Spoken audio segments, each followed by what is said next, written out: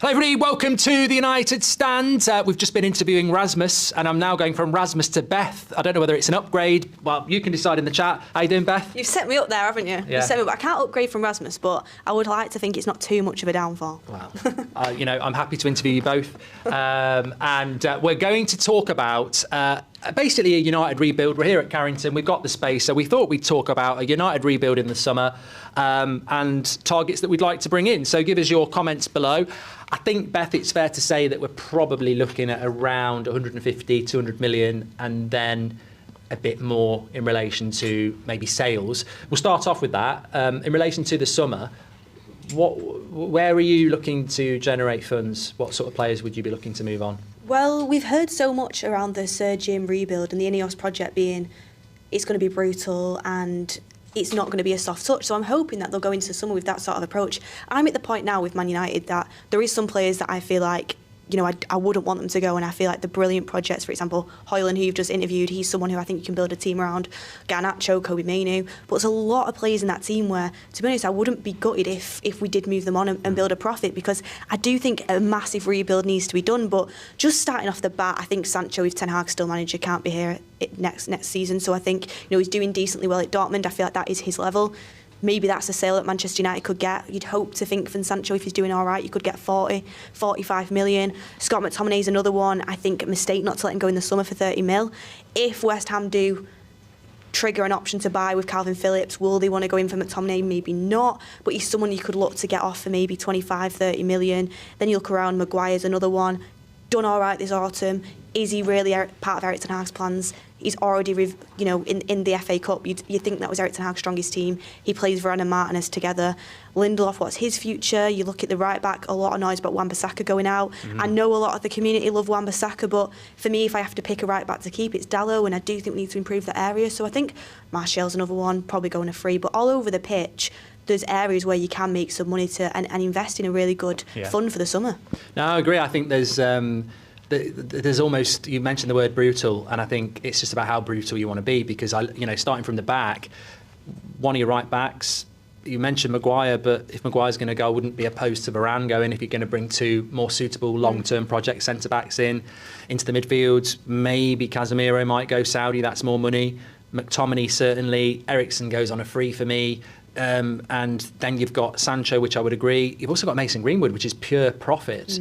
Probably 50 million quid. Doing really well over in Getafe as well at Spain, so you'd think he's generating a lot of interest from there. You could get a decent fee for it. And look, get in the comments what you think, but I'm not saying for any certainty that Maguire, Greenwood, Varane, Casemiro, Sancho, Eriksen, McTominay, Wan-Bissaka. Donny van de Beek as well. I don't know if you'd get any fee, but you'd think he'd. But it's a lot of senior. It's a lot of senior pros to go, and I'd be very surprised if they all did go. But on the other hand, it would be brutal, and it would be a massive summer if that happened. And it would generate a lot of freed up wages, a lot of revenue, a lot of reduction in wages, a lot of transfer revenue as well, which would then allow you to have a summer, and people probably wouldn't believe this, but you could easily generate enough money to have 300 million quid to spend. You look at Scott McTominay as well, another one why he's such a name is pure profit again from the academy. And them sort of sales are vital. I don't think Man United should be afraid to say, okay, he's from the academy, but he's not quite at the level of what we need. He's had a good run, he's had good moments at Old Trafford. Let's move on and think, probably should have done this last summer, but it's time to do it now. If not, it's another contract, like you say, at 27, it's here for life. So. And I also think that when you're selling players, you've got to look at, if you remove Wan-Bissaka, you've got to bring a right back in, obviously, because you can't survive with just Dalot.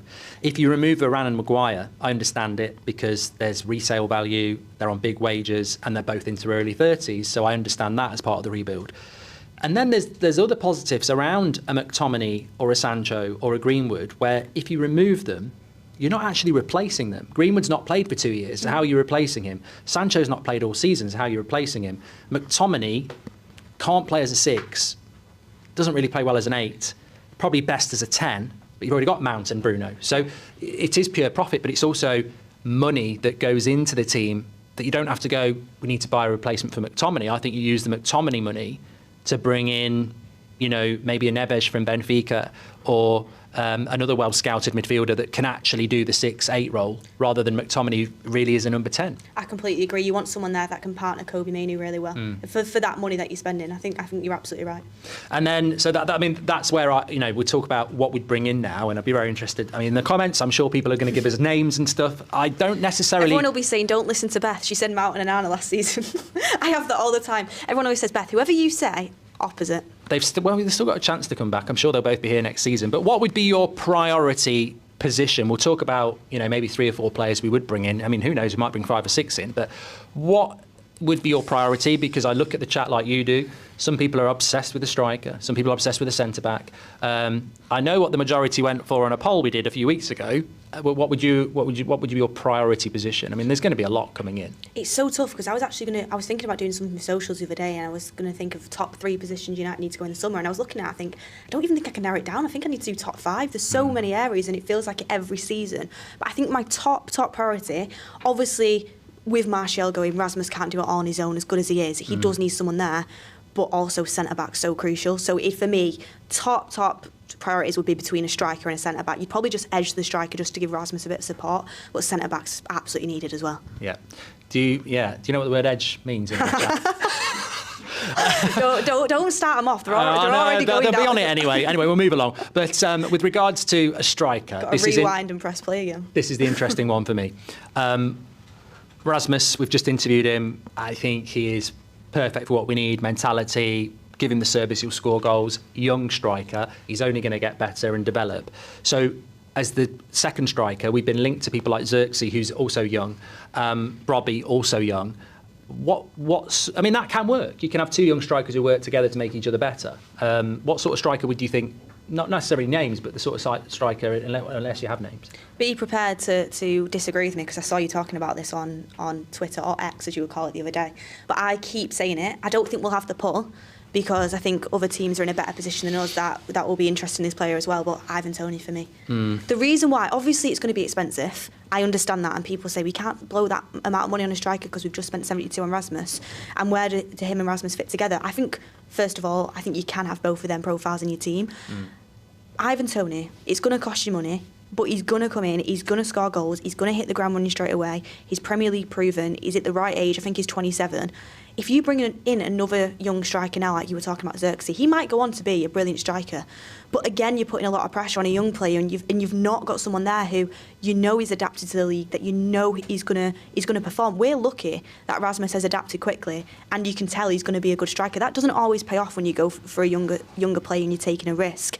And I don't think we're in a position to do that. You're the likes of, you know, if you're a Manchester City, you're a well-oiled machine, and you know anyone can come into that City team. You just make a little adjustment, and they're already, you know, they can come in and hit the ground running. Man United, we're nowhere near at it. I think you need someone strong that's going to come in and is available right now. And people say it's a lot of money. We've spent a lot of money in the past on risks, and if you just added that money together, you could have got the initial signing. It's like when we wanted Grealish, but we cheapskated it and went for Donny van der Beek. Realistically, we should have just gone for Grealish. So for me, you've got to you've got to look at what the squad needs, and if someone's worth it, you should go for him. There is the gambling thing that, you know, you don't really want to play with an issue, but I do think he's overcome that, and I don't see him doing it again. So I just think an Arsenal will be in there before us. But for me, like you said, you sell Greenwood, you sell Sancho. That's the Ivan Toney money. I do like Ivan Toney, and I agree with everything you said there. And I think at Arsenal, it'd be perfect. I think he's going to go to Arsenal. It's Seals getting him. It's who you would want. I think Arsenal's a stable football club with a missing piece, which is a striker, and I think you can afford to do an Ivan Toney deal. My concern for Manchester United is I don't think Ivan Toney's a missing piece, and I think at 28 for 70 million, and we've got Rasmus, and I've got to say I'm very big on attitude. I think attitude and personality is so important, and I don't know anything about Toney, but I do know he's had a recent ban. And a ban for gambling is, you know, everybody needs to be rehabilitated and get a second chance. But I think United need to be 100% on every player that they recruit now. But where I do agree with you is that if we went for Toney, I actually agree with the profile. I do think we should go for somebody who's a little bit more experienced. The market's very difficult, though. I mean, if anyone in the chat can think of a striker who's 27, 28 that's going to be happy to work alongside Rasmus and not be the main guy, because Osman would be an obvious one. It's going to cost you double the money of Toney, and he's going to want to start every minute. And that's not what I think we need. I think we need someone who's going to balance with Rasmus and work with Rasmus, because you do need two strikers. That's exactly what I mean. That's why I think Osman's a great player, but that's why I wouldn't go for him, because you want to still give the time to Rasmus. And that's the only drawback I have on Ivan Toney is he probably would want to come in and play at most games, and I still think there's room for both of them to play. Like you said, look at Erling Haaland and Alvarez, both great strikers. Obviously Haaland's the predominant striker, but both get game time, and that's in a City team stats full of talent. I think in Man United squad, both get a very ample amount of game time, especially if we're playing in all the competitions we need to. But a striker's definitely somewhere we need to look, whether that be a young player, whether that be a more experienced player. But for me, I think you've got to go the more experienced end of the spectrum. It's interesting though, because my priority in the summer would actually be a centre midfielder. I still think that games are won and lost in the midfield, and I still think that Casemiro gets injured, Mainoo's very young, you're stuck with a very, very inexperienced midfield. And I look at someone like Liverpool who have 6-7 options across a big season. I just think we need more quality in there. And if you're going to, Eriksen's surely going to go, because he's only got 1 year left on his deal, and he's a free deal anyway, so you've got to replace him. McTominay's a player that I think, if you're going to keep him, he's got to be a very sporadic bench option. His strength is to score goals. So I think you've got to go and get another player that can do the Mainoo Casemiro role. Amrabat's probably not going to be that player. So I think we're talking about what our major signing would be. There's always a major signing, isn't there? And it was Mason Mount last year. Mason Mount and Rasmus are actually quite close in value, but I think United need to go and get a really good midfielder, because that's where, and I agree with it. I agree with the striker and I agree with the centre-back, and I think if Wan-Bissaka goes, you've got to bring a right-back in as well. But I think one striker, two midfielders, a centre-back and a right-back would be my preference, but he might go one midfielder, two centre-backs if Maguire and Varane go. I'm totally with you on the midfielder. I think what Man United are crying out for is a ball-carrying midfielder. We've not had one for so long. Mason Mount isn't a ball-carrying midfielder. Bruno Fernandes isn't. Scott McTominay is probably our closest thing to a ball-carrying midfielder, and let's be honest, he's not good enough. So we do need that, because I feel like every top team in a midfield has someone who can do that, and it links up the midfield from the attack. It's something we massively struggle to do. It's a reason why we struggle to keep possession a lot of the time, and I think it's something we massively need, like you said. And with the striker, I know there'll be loads of comments, so I just want to address it, saying, well, if we bring Ivan Toney, it doesn't mean the wingers are going to pass to him. I get that. I still think you need the depth there. Well, we mentioned wingers as well. I mean, we'd be wrong of us not to mention the fact that, maybe Michael Olise, he gets assists, he scores goals as well. I mean, I like all our wingers. I really like Garnacho. I still think there's a player there with Anthony. Hopefully there is with Rashford as well. I do like Ahmad.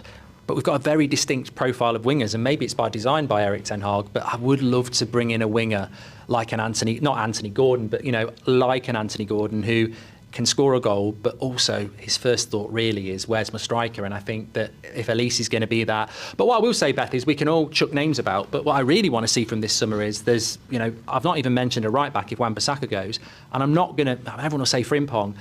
I've not named a midfielder. People who say Frimpong, I don't think understand it. That Leverkusen side, he plays in a very well-oiled machine where he's a wing-back, he's not a right-back. Being a wing-back in the Bundesliga is very different to being a right-back in the Premier League. Do I think Frimpong is a very good right wing-back? Cue the comments, you've never seen him play. I actually have researched him because we've been linked to him for a while. He's a very good right wing-back. Can he be a right-back? I'm not sure. Yeah, and also, we've seen a winger from the Bundesliga who's a very good winger in the Bundesliga, and he's a very, very good winger in the Bundesliga now, but he wasn't very good in the Premier League. I just think, priorities for me, striker, midfielder, two centre-backs, spine of the team again, right-back, maybe another winger. And I don't even want to name names, because actually what I want is a director of football and a CEO who do things like Brighton, like Newcastle, like other clubs, who go and find a winger who's playing in Portugal that we didn't really know a lot about for 20 million, and he becomes the next best thing. And that, for me, is one of the fundamentals of the recruitment this summer. I don't need to know who we're going to sign in February, March and April. I just need to know that they're the positions we're going to go for, and we're actually going to recruit intelligently, use our budget better, and bring in players with the right attitude and the right skill set. Absolutely. You'd like to think it's already being planned. One thing I would say is, what about goalkeeper? Well, you're the Onana fan. I mean, I fought that battle I lost. I'm Napoleon. I lost at Waterloo.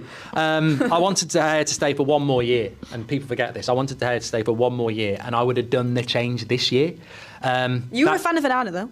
No, Onana to me isn't a mistake in the sense that I'm surprised, but I just would have waited a year. I think we got it wrong. I'm surprised at how poor it's been, for sure. Yeah, I am as well. But I wouldn't be changing the goalkeeper in the summer. I think we've got to see it through. Me too. I think, and we spent £50 million replacing a goalkeeper that didn't need to be replaced. We're going to have to stick with it. I mean, look, maybe we're all talking if Ten Hag's the manager here. If Ten Hag's not the manager, a new manager might want a new goalkeeper, which terrifies me. At least we're talking about what we would like to do in the summer based on an assumption that it's a Ten Hag management. If it's not a Ten Hag management, it could be a very different. He might want a left back. He might want a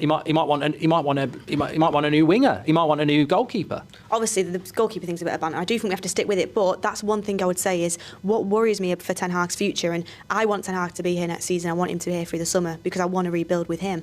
But what worries me is all these Elise reports. I can't see under Ten Hag was getting a right winger. He's bought Anthony, plus you see Ahmad coming through. Elise is something that strikes me as what we do under a new manager and a new structure. So who knows? Signing maybe. Yeah, who knows? Get your comments in below. We've said who we think can go to raise funds, and we've also given our priorities for the midfield, and the attack. We've given our priorities for the summer. Get your comments in below. We're very interested to read them. Thanks for joining me, Beth. It's an absolute pleasure. Not quite as good as Rasmus, but we'll get there in the end. Yep, and thank you very much for the surroundings. It's fantastic. Speak to you all soon. Thank you very much for watching. Smash a like on the video and get in the comments.